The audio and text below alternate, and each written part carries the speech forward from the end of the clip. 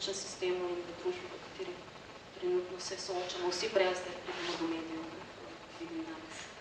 Ali Tanja, da vas nekaj zapovedati? Ja, jaz bi najprej nekaj rekla, podprla bi eno stvar, o kateri je Vlasta govorila.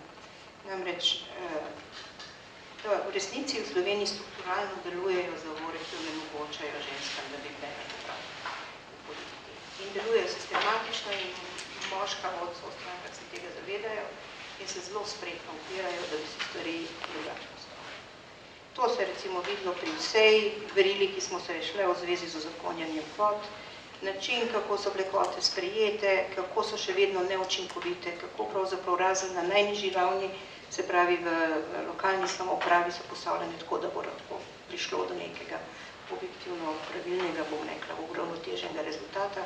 Povsod drugje je to stvar nenehnega boja.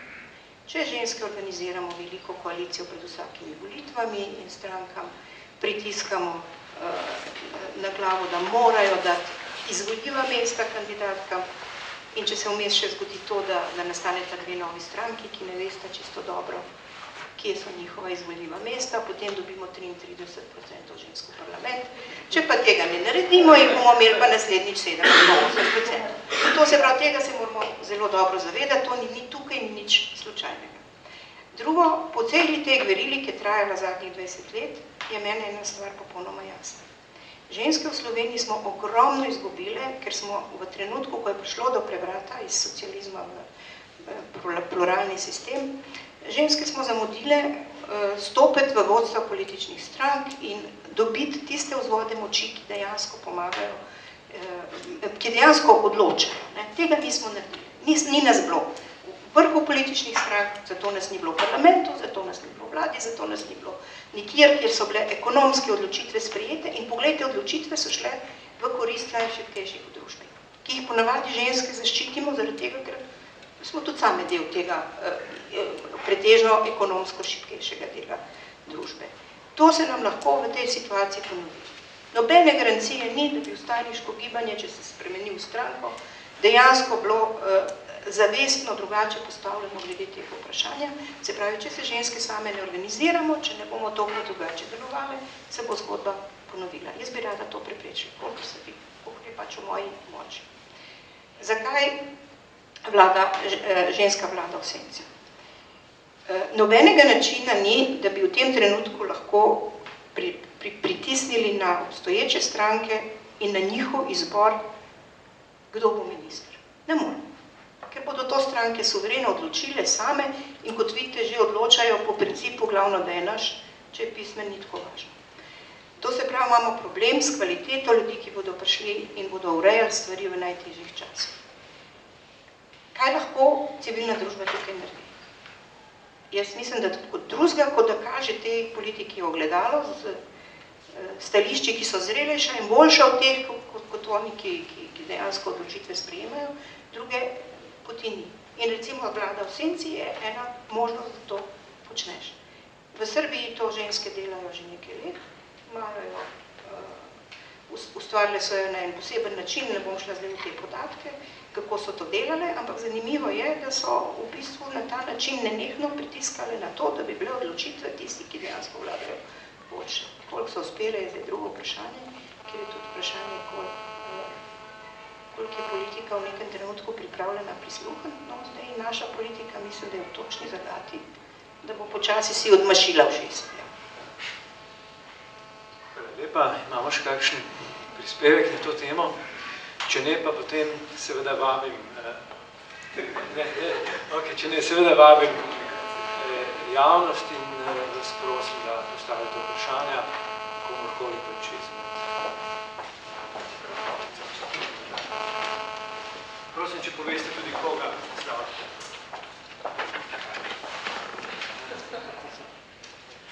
Hvala za moje ime Samo Kavčič, jaz tukaj povabim družbeno angažiran posameznik.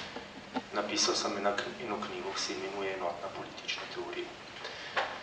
In glede na to vam bi zastavil eno vprašanje. Namreč govorite, da niste vsi enaki, da so razlike, ampak jaz vidim in vidik, ki ga dobro čutijo vstajniki, pa ga niti ne znajo artikulirati.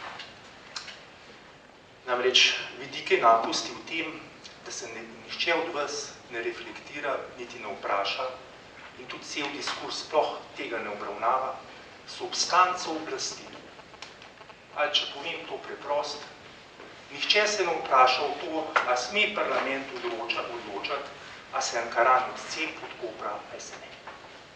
In ves ta diskurs, ki ga vi vodite, preko vsi politični sistemi, volilni sistemi in tako naprej, tega sploh ne obravnavajo. Najbolj smešni je to, veste, da pri vseh teh volilnih sistemih v resnici človek najbolj volj z nogami. Kako gre, kek moj bolj všeč, se nismo razklili. In to možnost vi zapirate na levica, tako zapira kot pa desnica. Ali pa liberali. Nihče se v tem sploh ne vpraša. Pomislite, da se je cela zahodna kultura se je razvila v Grčiji, ki pa ni bila enotna, ki je bila razbita na polise. Cela italijanska renesansa se je razvila v mestnih državcah, kjer je vsak lahko šel, kek mu je bilo bolj všeč. Tudi cela nemška visoka kultura se je razvila v mestih in v kneževinah, kjer je zopet vsak lahko šel, kek mu je bolj ustrezal. In ta element je popolnoma umanjkal pri levih, desnih, v bistvu tudi vstajniki ga niso uspeli artikulirati. In to je tisto, kar jaz pogrešam in tukaj vidim, tukaj se sprašujem, kaj sploh nova paradigma. Vi govorite o stvarih, ki so aktualne že 250 let. Nova paradigma se pa ne more klanati hišnem bogovem stajanju. Toliko bi prosil za refleksijo, to samo za povedati. Hvala.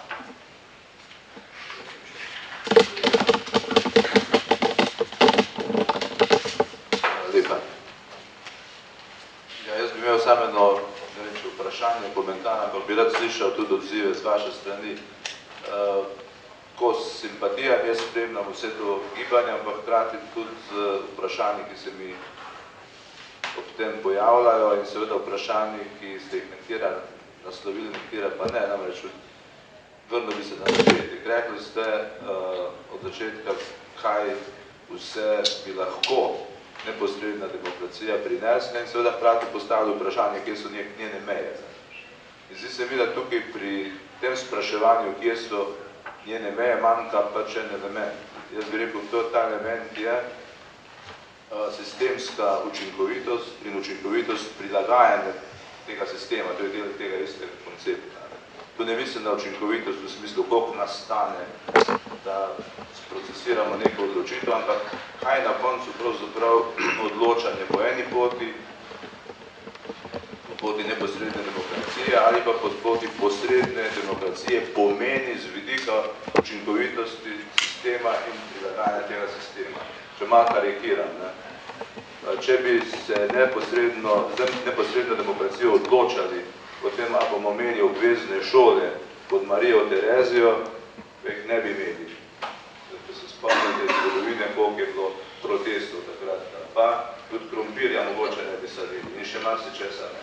Skratka, to vprašanje se mi zdi, da postaja aktualno, ne glede na to, da je zdaj seveda izobrazbena raven drugačna, da se je marsikaj spremenilo od unih starih časov, ampak vseeno se mi zdi, da ne gre zanemariti ravno tega vidika, ko se sprašujemo o razmerju, bi rekel, med neposredno in pa posredno demokracijo, vključno z referendumskim odločanjem in še marsičem drugim, o čemer je govora v vseh teh oblikah.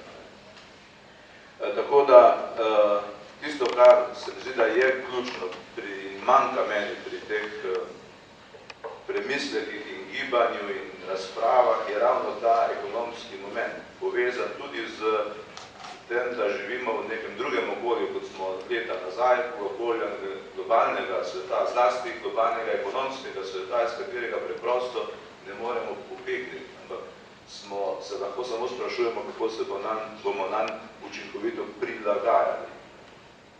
Ker zdaj, če tudi rešimo vse te vprašanja, kot so koruptivnost politikov, kot so ti moralni problemi, ki so izstopili, če vse to počistimo, na koncu bodo frustracije ljudi zato ker ne uspevamo ohranjati standarda v tem globalnem svetu, v katerega smo vpeti, ostale. Potem bo še zmerom to temeljno vprašanje frustracij in nezadovoljstva na sceni ostalo.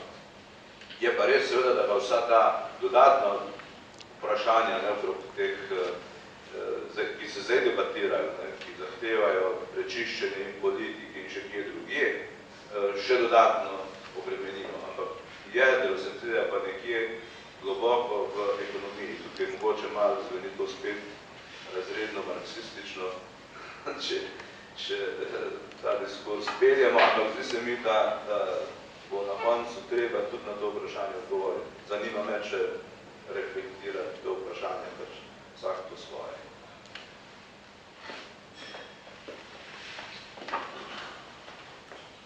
Še kakšno vprašanje? Ampak kaj sem manjko rekla? Samo nekaj bi na kratko povedala, ker sem slišala tudi od govorcev, pa tudi od vas, gospod, recimo, ko se govori vstajniki, vstajniki to, vstajniki uno, vstajniško gibanje, to reflektiralo, uno ni reflektiralo. Mo bi rada upozorila, mogoče bi to še kdo drugi od pred nekaterih iniciativ. Vstajniško gibanje ni pač neka homogena celota, ki ima neko določeno mnenje in ga reflektira, ga ne reflektira in ga zastopa, ga ne zastopa. Pač to vstajniško gibanje je zelo pluralno in mnogotero in je sestavljeno različnih iniciativ posameznikov. Nekateri so bolj organizirani, nekateri v smislu institucionalno, nekateri manj, nekateri zastopajo ideje neposredne demokracije, nekateri ideje neke stranke in tako naprej. Hočem reči, ko o tem razmišljamo, dajmo imeti v mislih, da pač obstajajo različni, tako, in da obstajajo recimo tudi deli vstajniškega gibanja, ki reflektirajo ravno to, o čem ste vi govorili. Tako da samo to ne mislim. Pač to del medijske politike, da se to ne izpostavlja. Absolutno, ne pridejo bolj v javnost, ne samo to, da vem. Ne so bili kolegi, pa oni niso pod medijskim pritiskom, pa niso tega preko izpostavljali. V vseh volivnih sistemih in možnostih in tako dalje. Zato mi pač imam vprašanje, ampak ne vem, se mi zdi, da bi bilo boljše, če bi se sproti odzivali na posamezno vprašanje, ker moja vprašanje recimo ima nobene zveze. Izvani smo bili, mogoče bi vendarle vprašali, ali imamo odgovor na vprašanje. Katero? Najprej drugo, pa potem se ne vemo na prvo. Mislim, jaz zdaj nisem nikoli ekonomski strokovnjak. Predvsem pravično se mi zdi, tista dimenzija, ki pomaga pri sprejemanju ekonomskih bremen. Tisto, kar se mi zdi, da je bilo nekako spodletelo, je predstava, da je cena, ki naj bi jo plačevali, pa moramo plačevati, takšna tudi zato, ker je šlo za izrazito asimetrijo v distribuciji dobrin in je bila ta asimetrija ne povsem slučajna. Se pravi, lahko kakšen ukrep pokrije ljudstvo, če ima predstavo, da se je to zgodilo v nekem kontekstu pravičnosti. Zdaj se mi zdi, da je predvsem to pomanjkalo. Jaz bi to mogoče malo drugače ukvarjal. Zdaj, verjetno za ekonomsko situacijo rabimo ekonomske sistemske rešitve. Predvsem v tem smislu spodbudimo neko proizvodnjo v Sloveniji. Zdaj, z konteksta neposredne demokracije imamo neke posege, katere bi pač omogočile to. Mislim predvsem na oblike zadružništva in kooperativ, predvsem na področju prehrane, tako proizvodnje kot potrošnje. Zdaj, večina nas prehranjuje tako, da kupujemo hrano v supermarketih. S tem zelo malo podpiramo domačo proizvodnjo, podpiramo pa trgovce, kateri imajo tega velike marže. Zdaj, če vzpostavimo obliko zadružništva, v bistvu oblike zadrug, katere lahko stanovijo tako proizvajalci kot kupci hrane neposredno, dejansko izvrčamo iz verige velike supermarkete, zgubimo maržo, dobimo kvalitetno hrano po zelo nizki ceni. S tem, da postavimo temelje samooskrbe in zelo neposrednega delovanja. S tem lahko kontroliramo marsikaj. Hkrati odpremo nova delovna mesta, naredimo nekaj v bistvu za celo skupnost, preprosto pa dvignemo ekonomijo na ravni solidarnosti. Ta model, ki jaz opažam, pa tudi prej, ki ste omenili kolege, ki ste povija, da se nekaj strinjamo, dejansko moramo stremeti temu, da naredimo sicer ekonomski sistem v tem smislu učinkovit, hkrati pa odgovoren. Odgovoren v tej meri, da dela v korist človeka, da mu omogoči tisto njegovo dostojanstvo življenja. Ne? Javno šolstvo, javno zdravstvo, dostojno življenje. Ne? Samo nekaj bi dodal na vezi, za zadnjič preberem neko notico, upam, da bom natančen pri navajanju Krugman. Ekonomist pravi, gledajte, če vzamemo v analizo države, ki so v krizi, v recesiji, Slovenija, seveda tudi Amerika in dobrši del Evrope, pravi Krugman, v GDP-ja smo približno tam kot leta 2008, 2007-2008. Pravi, proizvedemo približno toliko. Potrebe so tudi približno takšne. Ampak stiska 3/4 prebivalstva je pa neznansko večja od leta 2008. In tisto, kar on prepozna, je ta izrazita asimetrija v distribuciji, popolnoma, ker če, zdaj zelo poenostavim, količino denarja, ki je v obtoku, je zelo podobna, samo še mnogo bolj je skoncentrirana v enem segmentu ali pa v enem sistemu ali pa podsistemu. To navezuje potem tudi Štiglic z ugotovitvijo, kje je nastal dolg. Problem večine držav, ki so v težavah, je zasebni dolg, firm, ki so v zasebni lasti, pri čemer je pa seveda, če perpetuiraš način produkcije, mogoče ta zasebni dolg servisirati samo tako, da povečaš javni dolg, in potem seveda prideš na točko, ko moraš zmanjšati